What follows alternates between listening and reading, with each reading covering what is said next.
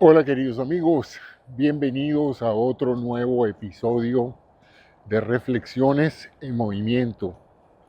Hoy 13 de diciembre del año 2025. Y como casi todos los días, yo salgo a hacer algo de ejercicio y a reflexionar mientras pedaleo. Y el tema de hoy es un tema siempre fascinante de conversar con amigos, conocidos. Y es el problema o el tema de la desigualdad. Es inevitable la desigualdad. Cuando hemos nosotros los seres humanos desarrollado esa natural adversión a la desigualdad. Primero entonces hay que empezar por hablar de lo contrario de la desigualdad, que es la igualdad. La igualdad es cuando una entidad es muy similar o casi igual a otra. Se dice que ambas son iguales. En ese sentido, se puede estar hablando de la igualdad de forma, de morfología, de ubicación, de espacio. Cuando decimos que dos casas son iguales, nos estamos refiriendo a la apariencia, a la estructura, al número de habitaciones, al número de pies cuadrados, etc., ¿no? A todo lo que caracteriza a la casa como tal. Pero esa comparación que uno hace de una estructura con otra, no solamente tiene a ser o a usarse en el sentido de la apariencia o de la objetiva verificación de las dimensiones y características físicas de un objeto, de una entidad, de un organismo, sino que también se puede utilizar ese criterio para hablar de situaciones similares.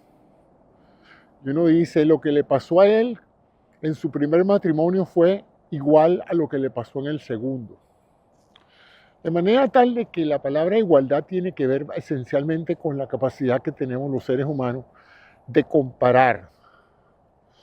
Una facultad que se ha ido desarrollando, tengo la impresión de que como un recurso para sobrevivir. De hecho, casi todos los seres vivos, o presumo que casi todos los seres vivos, tienden a compararse. Tienden a compararse para buscar pareja, para parearse. Tienden a compararse para establecer la jerarquía de poder dentro de su especie.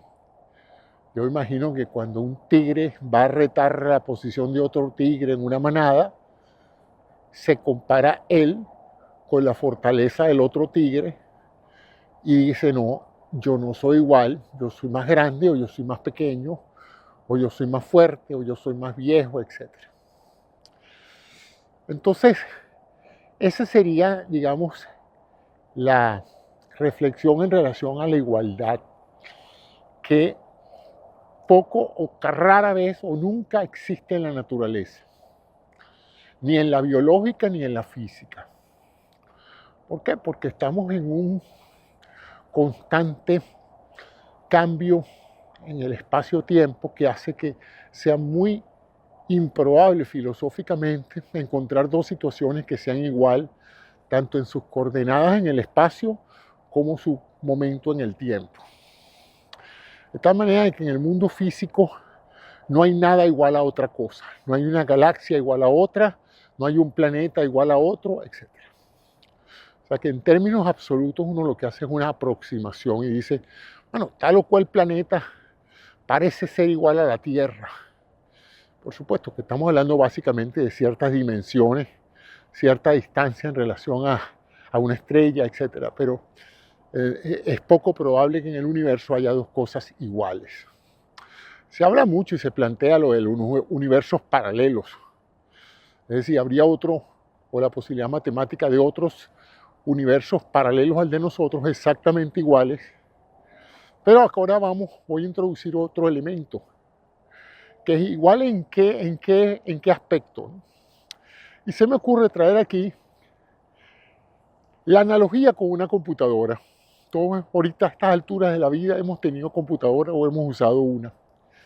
Y sabemos que la manera más básica de una computadora o un ordenador es una combinación de hardware y de software. El hardware y el software van a definir la unidad, la estructura que llamamos hoy ordenador. Y un tercer elemento que lo hace a veces funcionar y a veces funciona autónomamente, que somos nosotros, que nos llaman a veces el liveware, ¿no? El software vivo, que somos nosotros los que interactuamos con la computadora. Eso puede plantear tres situaciones básicas, lógicas, ¿no? Dos computadoras de igual hardware, exactamente iguales, salidas de una línea de producción, la misma caja, la misma fuente de poder, el mismo procesador, etc. Y aún así, comparando el rendimiento, deben ser muy similares, deben ser casi iguales. Sin embargo, si las comparamos en el tiempo, vamos a ver que probablemente una va a fallar antes que la otra y probablemente una va a tener un desempeño levemente superior al de la otra. Pero ese es el hardware. ¿Por qué? Bueno, por errores de manufactura, porque un procesador vino diferente al otro, etc. Pero vamos a suponer que ambas sean exactamente idénticas. Pero eso no los hace funcionar el software. Y entonces tenemos una situación donde una computadora puede tener igual hardware y desempeñarse con una clara desigualdad en términos de la operación, no por el hardware, sino porque el software es diferente.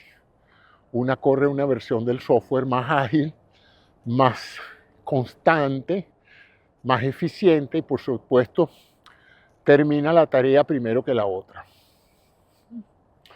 Entonces tenemos que un ordenador puede ser mejor que otro porque aún teniendo el mismo hardware tiene un software diferente. Lo mismo puede pasar al revés. Un programa muy eficiente, un software muy bueno, puede caer en manos de una infraestructura de hardware muy pobre, con un procesador muy viejo, con falta de memoria, y no tener el desempeño, y entonces una computadora técnicamente muy antigua puede no tener el rendimiento aún usando el software de última generación porque sencillamente no tiene los recursos físicos para poder darle eficiencia a ese software. Bueno, en esa analogía así somos los seres humanos. Los seres humanos tenemos un hardware que es nuestro cuerpo. El cuerpo está integrado por diferentes órganos, el cerebro, el hígado, el vaso, todo eso contribuye básicamente a que nosotros podamos desempeñarnos como organismos vivos. Y nuestra genética, en forma primaria, define nuestras competencias.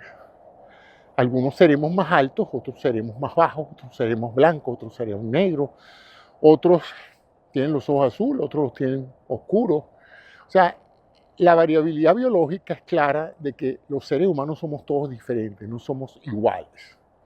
O sea que uno podría plantear de que la pretendida igualdad es una utopía, porque los seres humanos no son iguales, como no son iguales los tigres, los perros, los salmones, etc. Cada organismo vivo es significativamente diferente a otro, entre especies y dentro de la misma especie.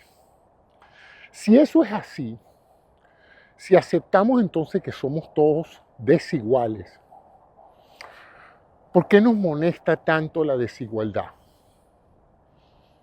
¿Por qué no la aceptamos?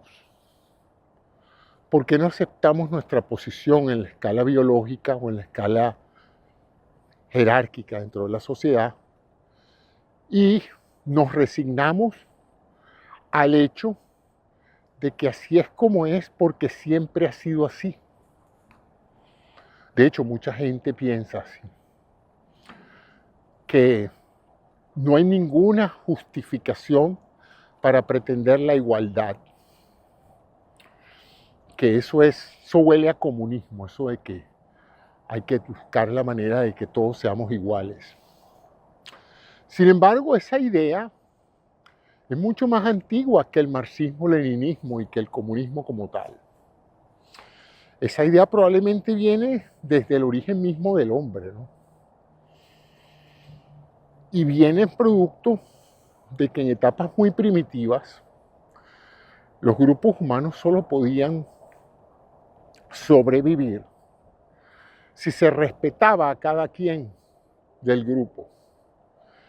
Y dentro de ese respeto a la vida y al talento individual de cada uno, se producía la cooperación, es decir, la habilidad de que todos trabajaran juntos para la supervivencia mutua y cada uno ocupara una posición en función de sus habilidades y de su talento, ¿no? Talentos que son muy variables, porque lo que puede ser un talento para unas cosas puede ser un problema para otras. Hay gente alta y eso tiene algunas ventajas para algunas actividades y otras muy grandes desventajas a la hora de meterse por una cueva o de salir corriendo y guarecerse, ¿no? De manera de que el darwinismo social, que es esa visión de que socialmente nosotros tenemos que seguir las leyes que en la biología observó y describió Darwin como la supervivencia basada en la aptitud de cada uno de los organismos. Él nunca habló de que el más fuerte se come al más débil o de que el más fuerte es el que sobrevive, ¿no? El que sobrevive es el que mejor se adapta. Adaptarse a veces incluso significa perder funciones innecesarias. Así es que en el juego siniestro de la supervivencia, y digo siniestro porque la supervivencia es dura, obliga a veces a hacer ciertas cosas difíciles de aceptar. Y dentro de ese juego, lo más importante para sobrevivir es la adaptación más que la fuerza. A veces la fuerza, en el uso de la fuerza, se produce una reacción que atenta con violencia hacia quien la ejecuta. Que es aquello del que a hierro mata, hierro muere. Si usted realmente es una persona que abusa de los demás por su poder físico, económico o militar, prepárese porque tarde o temprano ese resentimiento que usted ha creado por el abuso del poder se va a volcar en contra suya y esa misma violencia se va a usar en su contra, ¿no? Y así ha sido a través de la historia, por eso las grandes revoluciones, por eso los grandes colapsos, los grandes imperios han sido producto de esa natural búsqueda de los seres humanos a la igualdad. Nos recuerda toda esa famosa escena histórica de la Revolución Francesa, igualdad, fraternidad, era eso, libertad, fraternidad, igualdad. Esos eran los ideales del hombre del Renacimiento y era la idea del hombre, a diferencia del animal, que considera que la conciencia y el desarrollo de la vida no nos puede hacer vivir como animales, donde unos cuantos más aptos o más poderosos manipulan, viven, explotan, esclavizan a los más débiles. De manera que si podemos decir que lo que hemos hecho al civilizarnos es concientizar que esas tendencias naturales de diferencia, de desigualdad, pueden ser enmendadas con una sociedad que busca igualizar o minimizar las diferencias entre los individuos para que todos por lo menos tengan las mismas oportunidades. De manera que sea la biología o la genética o la epigenética la que determine quién termina ganando una competencia y quién no, pero que no sea el favoritismo, la ventaja, el ventajismo, el saboteo, quien determine quién gana y quién pierde en la sociedad. Hay sistemas tradicionalmente que han sido injustos. Por ejemplo, el feudalismo era extraordinariamente injusto, donde un grupo humano apelaba al expediente cultural de la religión para asumir posiciones de poder, y cuando esa desigualdad se hacía evidente ante aquellos que estaban siendo sojuzgados, el planteamiento es: mira, tienes que aceptarlo porque Dios me puso a mí para yo ser rey y te puso a ti para servirme a mí. Y por siglos muchos seres humanos se tragaron esa narrativa y aceptaron que si tú nacías esclavo, tenías que morir esclavo, y tu propósito en la vida era servir a tu maestro, a tu dueño. Y por supuesto, quien nacía en cuna de dueño, quien nacía en cuna patricia, quien nacía familia o cercano al faraón, pues disfrutaba enormemente del poder que la jerarquía, usualmente de base religiosa, sostenía. La otra jerarquía que había era la militar, la fuerza de la violencia, ¿no? Que creaba una casta sostenida por las armas, por la tecnología, y esa casta pues controlaba a aquellos que no tenían acceso a esa tecnología. Sin embargo, desde esas etapas primitivas, donde era la tecnología o la ideología religiosa la que permitía el dominio y la desigualdad de las sociedades, empezó una más ¿cómo diríamos?, más efectiva a largo plazo. ¿Qué es la desigualdad educativa? En otras palabras, si tus hijos o el grupo humano al cual tú perteneces está mejor educado que otro, tú tienes ventajas enormes a la hora de usar esos conocimientos para controlar, esclavizar, sojuzgar, explotar todos los que tú quieras a las personas que carecen de educación. Y fue así como la naturaleza de ciertos seres humanos de producir, de lograr sus metas, haciendo que otros trabajen para uno, hizo factible el uso de la educación como herramienta de desigualdad social. Los esclavos no se educan, no aprenden a leer y escribir, no se enteran de lo que está pasando, son brutos. Se pasa a esa falacia de pensar que cuando una persona no puede hacer algo es porque es bruto. Nunca se plantean la posibilidad de que no han sido entrenados o no han sido educados para hacer lo que se pretende que hagan. Simplemente se les asigna la torpeza a una base genética o a una cultura inferior, ¿no? Y así se crean pues estos grupos humanos que tradicionalmente hemos pasado a rechazar a través de la historia. La explotación del hombre por el hombre, basado pues en el uso de una serie de ventajas educativas, monetarias, tecnológicas, que hacen pues posible que haya una desigualdad en las sociedades. Y de esa manera pues ha ido avanzando la humanidad, haciendo que los grupos afectados por esa desigualdad tengan que luchar, tengan que pelear, tengan que romper las barreras que limitan esa desigualdad, que favorecen esa desigualdad, para poder llegar a estados o situaciones más humanas, más moralmente humanas. Y la razón por la cual los seres humanos rechazamos la desigualdad es por eso, porque tenemos un profundo sentido del valor de la vida y de la empatía y de la importancia que tenemos de llevarnos bien con nuestro prójimo. Y cuando sentimos que estamos explotando a nuestro prójimo, que estamos tomando ventaja del trabajo de otro, de la falta de educación de otro, de la falta de dinero y de oportunidades de otro, de la falta de seguridad de otro, la gente normal, la gente sana se siente mal con esa sensación de explotación. La gente enferma le parece magnífica. La gente enferma busca, la gente que se beneficia de esos esquemas jerárquicos dentro de una sociedad, le encanta buscar argumentos de por qué ellos han sido los exitosos, de por qué ellos son los designados por el supremo creador para ser los que dominen el famoso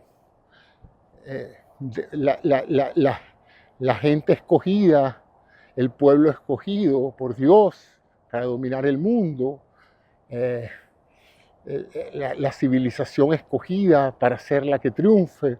Todo eso no son más que alegatos tratando de justificar la explotación de los más débiles. Y en ese sentido, hay otro factor bastante crítico, que es la cantidad de críticos, porque son criticables, me refiero. Es la manera en que estas clases sociales y estos individuos que pertenecen a estas clases sociales tratan de presentar, de disculpar su condición social de explotadores, justificando cosas como, bueno, los esclavos están mejor aquí que antes, porque por lo menos aquí tienen sus 3 comidas aseguradas. Antes estaban en África teniendo que cazar y era incierto si iban a comer un día u otro. Aquí por lo menos les he dado trabajo y les he dado comida. A ustedes les parecerá eso risible hoy, pero por siglos yo creo que durante la esclavitud ese era el argumento de los esclavistas. Ese era el argumento de los esclavistas. Los sacaban de África y los traían para el Caribe, para América y para Sudamérica. Y parecía, según la óptica y la narrativa de los esclavistas, que ellos realmente le estaban haciendo un favor a esta gente, que debían sentirse agradecidos de la capacidad empresarial del esclavista, porque si él no hubiera comprado esas tierras y tuviera ese fondo, ellos no tuvieran dónde trabajar. Y que debían considerarse pues muy bien pagados con su alojamiento y su comida, tomando en cuenta de que ellos eran seres inferiores y que no sabían cómo desarrollarse. Jamás les pasó por la mente a muchos el hecho de que esas personas eran similares o iguales a ellos en muchas potencialidades y que si hubieran sido bien educados o si hubieran tenido las oportunidades que los esclavistas tenían, hubieran tenido el mismo desempeño. Hay otros que se escudan el hecho de que la esclavitud siempre ha existido, por lo tanto siempre existirá. A mí me encantan esos conservadores que todo lo justifican. Claro, por supuesto, un requisito para ser conservador es estarla pasando muy bien. Cada vez que usted ve una persona satisfecha con la situación actual, con las leyes actuales, con las injusticias que se están llevando en ese momento, inmediatamente tiene que intuir que esta persona está siendo beneficiada de esa situación, que no lo está haciendo en forma abstracta. Esa opinión no es producto de una reflexión justa o humana o intelectual, sino es producto de su interés de que las cosas no cambien porque él está pasando muy bien. Y uno puede darse cuenta de eso porque falta que las cosas cambien, que el infortunio los haga pasar a la clase social que está siendo explotada, para que ustedes vean entonces el anhelo de igualdad que estos conservadores apelan a decir, bueno, pero es que a mí me están tratando en forma desigual. Yo tengo los mismos derechos, ¿sí? Y si tienes esa sensación de igualdad, ¿por qué no la tenías cuando tú tratabas desigualmente a otros? Entonces esa es una de las paradojas del comportamiento humano, ¿no? De lo que un famoso filósofo, que no sé quién fue, dijo: el hombre piensa como vive. Por supuesto, si tú vives bien, tú sientes que todo está bien. Eso no es totalmente cierto, porque hay gente que vive muy bien y sabe que el bienestar del que goza se está haciendo a costa del trabajo de muchas otras personas. Y por lo menos hace tres cosas a mi juicio. O lo racionaliza y lo expresa públicamente, que yo soy rico porque mis trabajadores me han hecho rico, lo cual es un gran logro, contando que hay muchas personas que se acreditan la totalidad de su progreso económico, se lo acreditan ellos mismos, ¿no?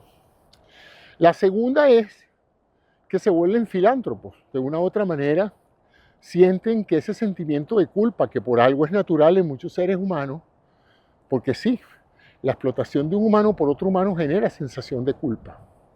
Genera la situación de pensar en la natural empatía del ser humano, de decir, caramba, si yo fuera mi esclavo la estuviera pasando bastante mal, ¿no? Y cada vez que yo lo maltrato a él, yo me imagino cómo me sentiría yo si yo fuera esclavo y me trataran así. Y eso ha hecho, pues, o hizo a través de la historia, que muchas personas colocadas en posiciones privilegiadas fueran sumamente empáticos y buscaran el beneficio de sus esclavos, de sus trabajadores, de sus explotados, pues. El sistema los hacía explotar a personas, a grupos, a tomar ventaja de esos grupos, pero de alguna u otra manera ellos sentían ese sentimiento de culpa y lo canalizaban, como dije, o protestando en favor de los afectados, de los débiles, de los pobres. La misma religión, el catolicismo, está basado precisamente en ese sentimiento de culpa que todo cristiano debe tener por aquellos que no han tenido la suerte que ellos han tenido, y que no solamente deben orar por ellos y por su bienestar y por el de su familia, sino deben hacer algo por aquellos que están pasándola muy mal. O por lo menos eso es lo que yo entiendo de los evangelios y de la doctrina cristiana, católica, apostólica. Creo que también en el judaísmo tenemos ese elemento y en otras religiones. De tal manera, pues, que es un legado humanístico el tratar de buscar la igualdad de oportunidades para todos. Y el hecho de que explotar a alguien es un acto inhumano. En muchas sociedades es delito la esclavitud, el tráfico de personas, el abuso, el maltrato, la tortura.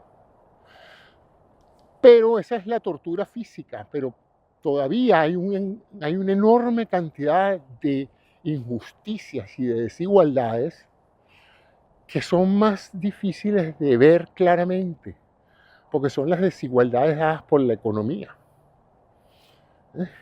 Y entonces ahí vemos quién defiende a los pobres, quién defiende a los discapacitados, quién defiende a las minorías. A mí me llama mucho la atención la cantidad de gente que me ha dicho a raíz de ciertas políticas que van en contra de las minorías. Bueno, es que para eso es la democracia, la mayoría gana precisamente para eso, para tener la autoridad de hacer políticas que los beneficien a la mayoría. Y le digo yo, y tú estás entendiendo mal la democracia, ¿no? Porque la idea básicamente es que la democracia funcione para todos, no solamente para los que eligieron a la persona. Por eso es que históricamente todo mandatario se siente que la elección fue a través de la gente que votó por ellos, pero una vez investido de la dirección ejecutiva de un país, tú te debes a todos los ciudadanos, no solamente a los que votaron por ti.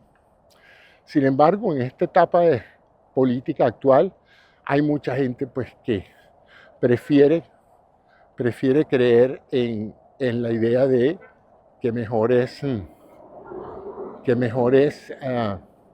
literalmente segmentar a la sociedad y defender a los tuyos e ignorar o incluso castigar a los que no piensan como tú. Y de ahí vienen esas desigualdades que tarde o temprano terminan rompiendo el tejido de todo grupo humano. Si usted tiene un grupo humano, si usted tiene el liderazgo de un grupo humano y usted no los trata en lo posible, porque a veces no es fácil, pero en lo posible usted hace un trato desigual. Por ejemplo, usted tiene 10 hijos y usted no le da igualdad de oportunidades y de participación y de oportunidades a todos sus hijos, más o menos en proporción, sino que usted favorece a 3 de los 10, usted puede estar seguro que los otros 7 están sumamente disgustados, molestos y frustrados, porque usted, que debería ser el padre de 10, es el padre de 3 y el antipadre de los otros 7, ¿no? Y tarde o temprano usted no solamente va a perder su prestigio, sino su influencia sobre esos 7. Y para colmo, va a pasar también que esos 3 que han sido bendecidos por su patrocinio van a empezar a juzgar a sus hermanos y a decir: es que yo triunfé porque yo era una persona con mucho mérito, con mucho entusiasmo, y los otros 7 no quisieron estudiar. Y resulta que las bases de esa desigualdad comenzaron tempranamente en la formación de la familia. Lo mismo pasa en las empresas, donde un cierto departamento se le da una cantidad de prebendas que no se le dan a otros, bonos para ciertos ejecutivos y no para otros. Y esa desigualdad, no en función del mérito o de la productividad, sino en función de la arbitraria selección del jefe de quién va a beneficiarse porque lo adula más o menos, termina creando un enorme malestar. O sea que en el mundo natural, en el mundo de los animales, las diferencias se pelean en el terreno, el más fuerte se toma ventaja del más débil, y si el más débil no puede defenderse, pues tiene que salirse de la manada y buscarse otra manada o perecer. Pero en el mundo de los humanos, mucha gente, el más débil, básicamente baja la cabeza y sobrevive como puede, ¿no? Y ahí está el fenómeno más actual. ¿Qué pasa? La desigualdad, entonces, podríamos decir siempre ha existido, y probablemente siempre podemos decir que siempre existirá, aunque hemos hecho grandes progresos, sin duda alguna, ¿no? O sea, no podemos comparar hace 300, 400 años la concepción de igualdad a la concepción que hay hoy. Entonces, ¿qué pasa? Pasa que hemos creado estructuras para darle oportunidad a la inmensa mayoría de las personas a desarrollar sus talentos. Hemos abierto la educación, hemos abierto la seguridad a todos. Entendemos lo que se llaman los derechos humanos. Los derechos humanos es la realización de que si queremos vivir en paz, si queremos evitar revoluciones y guerras, tenemos que respetar a otros seres humanos, aunque sean diferentes, aunque sean a veces incompatibles con nosotros. Sin embargo, todavía hay muchos elementos de desigualdad. Producto de esa natural tendencia a buscar la igualdad, tengo yo la impresión de que una vez que el capitalismo industrial se instaló en grandes países del mundo y dio bastante riqueza y bastante poder, se produjo una acentuación de la desigualdad. Hasta el advenimiento de la revolución industrial, la desigualdad venía del mercantilismo, del feudalismo y del hecho de tener un tesoro por el hecho que tú eres la familia real o parte del cortejo de la familia real, y por lo tanto tú tenías poder económico, o los mercaderes, que llegaron a acumular bastante poder económico y con eso pues tenían un estatus privilegiado.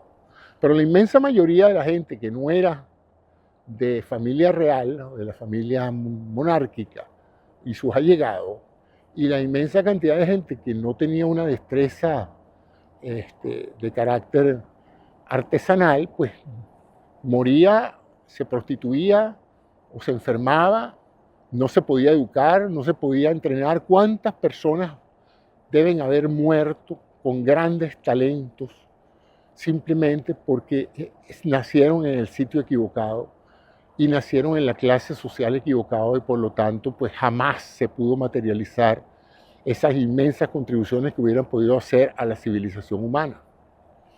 Yo soy un gran admirador de Leonardo da Vinci, y por supuesto Leonardo da Vinci es un genio dotado por la genética y dotado por la epigenética de su tiempo, por la cultura del Renacimiento, por haber nacido en esa etapa de la historia, por haber nacido en Florencia, o allí en Da Vinci, cerca, en ese núcleo de artistas, renacentistas, pensadores, personas que alimentaron su talento, su curiosidad, ¿verdad? Mecenas que le pagaran su comida y le dieron abrigo para que él creara.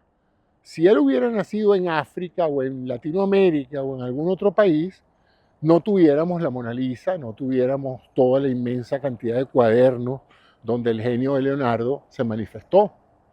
¿Eh? ¿Significa eso que en América no hubo Da Vinci? Sí, debe haber habido muchísimo. ¿Y qué pasó con ellos? Bueno, que la situación desigual de las personas en ese momento, en esa localización y en ese momento, no dieron los factores facilitadores para que el talento innato de uno de esos indios, venezolanos, colombianos, estadounidenses de los originales, pudiera desarrollar el potencial creativo que desarrolló un Leonardo. Lo mismo se da en las figuras de Maxwell, de Newton, de Darwin, de todos los ingleses, los genios ingleses, los grandes artistas del Renacimiento italiano, de la ciencia alemana, todos esos portentos que hoy los celebramos, los músicos, Chopin, Mozart, Beethoven, Juan Sebastián Bach, toda esa gente pudo desarrollar su arte, su creatividad y su talento porque nacieron en situaciones donde ese suelo fértil le dio fruto, les permitió dar crecimiento a sus talentos naturales, ¿no? Entonces hay que tener mucho en consideración eso a la hora de entender este fenómeno nuevo que se ha utilizado para sojuzgar y imponer valores de mérito a la gente, que es la famosa meritocracia, ¿no? La meritocracia es ahora el gobierno de los que tienen el mérito. Técnicamente es el gobierno de los que merecen estar en el gobierno. Eso sería la meritocracia, ¿no? Si usted está en una empresa, la empresa debería tener su liderazgo, su gobierno de la empresa debería estar formado por la gente de más mérito, ¿no? El problema con eso es cómo llega la gente a tener ese mérito. Si es por el resultado final, independientemente de cómo haya llegado a ese resultado, o es por el verdadero mérito de haber superado escollos enormes en esa carrera hacia eso. Y la cosa se hace más hipócrita cuando uno ve que gente que viene de muy abajo, o que gente que tiene grandes limitaciones, logra triunfar. Porque primero deben merecer el reconocimiento extraordinario de haber triunfado a pesar de esas limitaciones. Pero también entonces sirven como ejemplos para castigar a otros seres humanos que no tienen esos talentos y decirle, tú te das cuenta, esta persona mira lo que logró sin piernas ni brazos, mira lo que logró esta mujer sin ninguna ayuda de nadie, criando 4 muchachos y llevándolos a la universidad, y hacen pensar pues que mucha gente podría haber hecho lo mismo con iguales características de pobreza y de desigualdad. Y ignoran una serie de factores, de ocurrencias en el desarrollo de esto, que no son incorporados a la hora de ese análisis. Porque evidentemente los superdotados tienen un mayor chance siempre de lograrlo. Pero el planeta no puede estar conformado por superdotados. Los superdotados van a aparecer y van a demostrar sus capacidades. Pero la premisa de que todo el que está arriba es superdotado es una falacia. Muchos de los que están arriba en la jerarquía de control social, en la jerarquía económica, simplemente han sido personas o con suerte, que los hay muchísimos, que no es que no tengan mérito, pero lo que han tenido mucho más es suerte, y otros que simplemente han llegado porque todo se les ha facilitado, todo se les ha abonado por delante y su éxito era casi que inevitable. Entonces todos sabemos eso no hay mucho que explicarlo. Lo que es interesante es cuando una sociedad crea reglas para promover la desigualdad. Lejos de promover la igualdad, o por lo menos la oportunidad, igualdad de oportunidades. No se trata de volverse marxista o comunista y pretender que todo el mundo gane lo mismo o quitarle a uno para darle a otro. Se trata esencialmente de que todos tengan las mismas oportunidades de surgir y salir adelante. Y ahí se cae en otra falacia, que es cuando la gente te dice, bueno, pero es que cualquiera ha podido haberlo logrado. Fíjate que esta gente que ahora son billonarios en un momento dado eran muy pobres. Sí, pero esos son una muestra insignificante de la inmensa cantidad de gente que ha hecho exactamente lo mismo, con el mismo esfuerzo, cuidado si con mucho más trabajo y superando mucho más escollo, y no han logrado obtener resultados similares. Y la cosa no termina allí, porque si ese grupo estuviese todavía en libre competencia, ¿verdad?, que es lo que se habla de la libertad de los mercados y las libertades económicas, que es que cada quien tiene la oportunidad de retar a cualquiera en el terreno económico y vencerlo, superarlo y controlar. Si eso fuera verdad, tuviéramos una mayor descentralización de la riqueza. Y sin embargo, lo que estamos viendo desde hace, digamos, unos 50, 60 años, a raíz del nuevo orden económico mundial, es que cada vez hay una mayor concentración de poder económico en pocas manos. El famoso mercado, que debería ser más amplio, pareciera no estarse ampliando en lo absoluto. Lo que se está es aumentando el número de marcas y de compañías, pero cada vez el número de personas controlando esas compañías es cada vez más reducido. Como también es reducido la cantidad de personas que se benefician de ese sistema económico que llamamos hoy el capitalismo moderno. Entonces tenemos esto, pues tenemos ya, si comparamos la situación de la mayoría de los países, cada vez hay menos compañías grandes, hay más conglomerados de compañías grandes, hay compañías grandes cuyos principales logros económicos es comprar a la competencia, lo cual comprar a la competencia nunca es bueno para el consumidor. El consumidor se beneficia cuando hay mayor competencia. Tampoco es bueno para el empleado que se acabe la competencia, porque entonces terminas trabajando todo el mundo para el mismo empleador y por lo tanto si hay pocos empleadores, tienes menos chance de conseguir un buen empleo bien pagado. Entonces estamos entrando en una crisis del capitalismo. Yo recuerdo cuando se cayó el muro de Berlín y se hablaba del fracaso del comunismo, que fracasó pues por esa estúpida idea de controlarlo todo desde un poder central, sin mencionar pues el carácter tiránico de las dictaduras comunistas, que fue otro aspecto ya no económico, sino enteramente desigual del tratamiento del individuo, con la pérdida de la libertad, etcétera, por un dogma comunista. Pero apartando eso, el sistema iba a fracasar, aunque no hubiera habido una dictadura, aunque no hubiera habido una persecución, aunque no hubiera habido coartación de la libertad de expresión y todas esas cosas que se tuvieron que hacer en el comunismo, el sistema económico de todos modos demostró ser incapaz de surtir las necesidades de la mayoría de la población, de crear empleo y de crear empleo estable y productivo, y por lo tanto era inevitable que fracasara.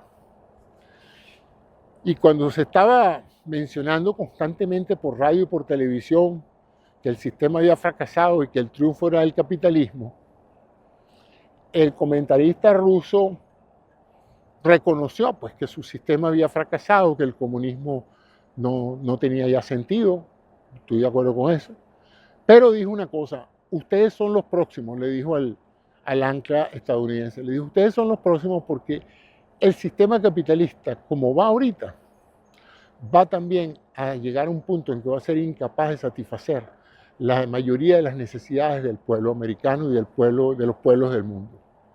Va a generar cada vez más desigualdad, más pobreza, más concentración de poder en pocas manos, y tarde o temprano esa inmensa masa de gente desigual, maltratada, abusada y explotada, esa inmensa mayoría de la gente, así como trató de irse al lado capitalista, ahora va a empezar a plantearse otro tipo de sistema económico y de rechazo a las instituciones que han promovido ese capitalismo salvaje que tiene a tanta gente afectada por una cadena de exigencias que han hecho de la vida algo para muchas personas invivible. Yo escuché el planteamiento y dije, bueno, interesante, ¿no? Este dice, primero nos tocó a nosotros y ahora les va a tocar a ustedes. Ahorita que estoy reflexionando sobre esa escena, me estoy acordando que los americanos también celebraron la famosa escena del último capitán ruso que dejó Afganistán, que hizo una ceremonia donde cruzó la frontera y fue el último soldado ruso después que perdieron los rusos la guerra de Afganistán. Y aquí en los Estados Unidos estaban celebrando, ves que los rusos no pudieron con los afganos, fíjate tú, que perdieron la guerra gracias a nuestra ayuda y tal.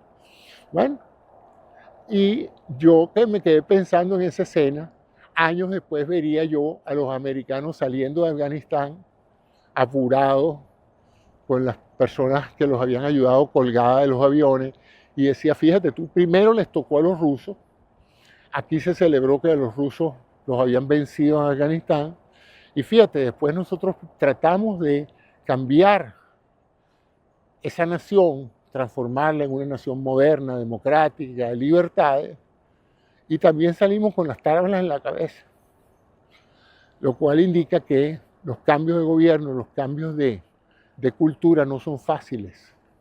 Y a pesar de la inmensa inversión de dinero, de tecnología y de seres humanos estadounidenses y afganos que murieron en ese ensayo, en ese experimento de transformación cultural en Afganistán, se terminó como salieron los rusos, pues, urgentemente abandonando el campo de batalla porque ya no había más nada que se pudiera hacer por ese pueblo, ¿no? De tal manera que fíjense pues cómo las desigualdades terminan manteniendo una situación de constante zozobra, tanto para los que la están disfrutando como para los que están buscando la igualdad de oportunidades. Vamos a ver ahora que se está incorporando un factor que hasta hace menos de 5 años no existía en esta evolución histórica de la desigualdad, y es la inteligencia artificial. Porque la inteligencia artificial, si se implementa con la magnitud y la efectividad de la que se está hablando, va a dejar a muchísima gente fuera del sistema económico capitalista porque no van a tener empleo.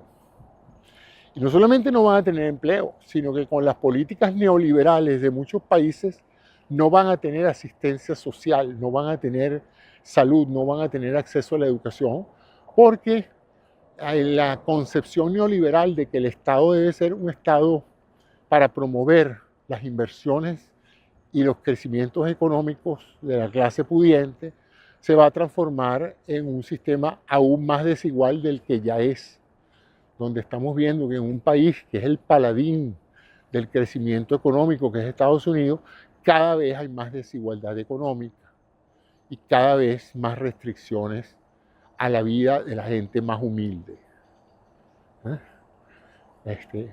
No es que estemos en una situación crítica, pero todo hace pensar que el sistema se va a deteriorar aún más si cada empresa empieza a implementar la inteligencia artificial para sustituir empleos. ¿Qué se va a hacer con esa gente? No se sabe. Hay muchas hipótesis. Lo importante es que todas esas personas que ven con muchísimo entusiasmo los enormes dividendos que va a ser tener una empresa que antes necesitaba 10.000 empleados y que ahora puede funcionar con 1.000, esas empresas que ahora van a empezar a hacer muchísimo dinero gracias a esa tecnología. Y no solamente las empresas, los individuos. Si antes usted necesitaba 4, 5, 6 colaboradores para su proyecto, Ahora probablemente usted bien sentado con una inteligencia artificial que le haga el trabajo, usted puede prescindir de escritores, traductores, diseñadores gráficos, contadores, hasta abogados. De tal manera de que si esto sigue así, es inevitable que esto va a traer un desajuste social y los países, los gobiernos van a tener entonces que ver cómo hacen para modificar el sistema capitalista y hacerlo más humano, menos diseñado para producir ganancias como el único producto del sistema, donde la única métrica para medir la eficacia del capitalismo es el crecimiento del Producto Interno Bruto, de las exportaciones, etc. Pero no importa a dónde va ese dinero, no importa si va al 1% de la población, eso nunca se menciona. Lo importante es que el 90% de la población trabaje muchísimo para que el 1% de la población gane muchísimo. Porque bueno, al fin y al cabo, la sociedad es desigual, siempre lo ha sido, la naturaleza es desigual, la desigualdad es la norma, es un proceso natural. No, la desigualdad en el caso de los humanos no es un proceso natural, es un sistema hecho precisamente para segmentar personas entre los privilegiados y las personas que no tienen privilegio. Y puede ser cambiado y ajustado para ser más humano, más empático y más efectivo para todos. Si eso no se hace, si las personas que controlan el poder político y económico no tienen la sabiduría y la humanidad para entender eso, y la idea es hacerse cada vez más rico, no importa qué se lleven por delante, si se llevan por delante el planeta, si se llevan por delante los recursos naturales, si se llevan por delante comunidades enteras. ¿Cuál es el propósito entonces de la economía? ¿Es servir al hombre o servir a un pequeño grupo de hombres? ¿Cuál es el propósito en la vida de entrar a un sistema económico? Producir y producir y producir para vivir ansiosamente encajado en una suerte de dictadura donde si tú no produces no es que te vas a sentir menos rico, no, es que vas a caer por un desfiladero que va a hacer tu vida muy miserable. De tal manera de que esas son las reflexiones que tengo hoy en relación con la desigualdad. Curiosamente, una de las cosas que más me atrajo a ser estadounidense es que yo siempre pensé que este era un sistema cuasi perfecto para poder llegar a situaciones cada vez más felices para la mayoría de las personas. Se hablaba de la famosa clase media americana, de las oportunidades para todo, para el inmigrante, para el trabajador, para el que quiere estudiar. Pero esa América, que probablemente fue así a raíz de la Segunda Guerra Mundial, que fue cuando se empezaron a implementar todos esos planes de desarrollo social, planes de protección para los ancianos, para la gente pobre. Si eso fue así, eso se ha ido desmontando en función de un sistema que esencialmente premia al capital, premia a la gente adinerada, premia al rentismo, premia la especulación. Eso es asombroso, que nosotros tengamos un sistema económico que hace que la persona por especular con el dinero gane dinero. A través de la historia, la gente que ganaba dinero lo trabajaba su dinero. Ahora pues la especulación se considera un trabajo. Entonces el manejar información de un lado a otro, el apretar un clic de un lado al otro se considera un trabajo. En realidad lo es, porque requiere algo de esfuerzo, ¿no? Si entienden un poco mi cinismo. Pero básicamente es especulación. Es como que si el que va a un casino y hace una apuesta y le va bien, ha trabajado mucho. No ha trabajado. Ha contado con la suerte o con su habilidad de escoger al ganador. Y de esa manera es un especulador. Y entonces una sociedad donde se premia de esa manera al especulador y se castiga cada vez más al trabajador, va por mal camino porque cada vez va a haber menos gente dispuesta a trabajar toda su vida para que unos cuantos se hagan billonarios o trillonarios y la inmensa mayoría cada vez esté más limitada en su capacidad de estar feliz, de estar tranquilo y de darle un propósito a su vida que no sea trabajar y trabajar y trabajar. Bueno, ese es el programa y las reflexiones de hoy. Muchas gracias a ustedes por su atención y seguiremos entonces en estas jornadas de reflexiones en movimiento.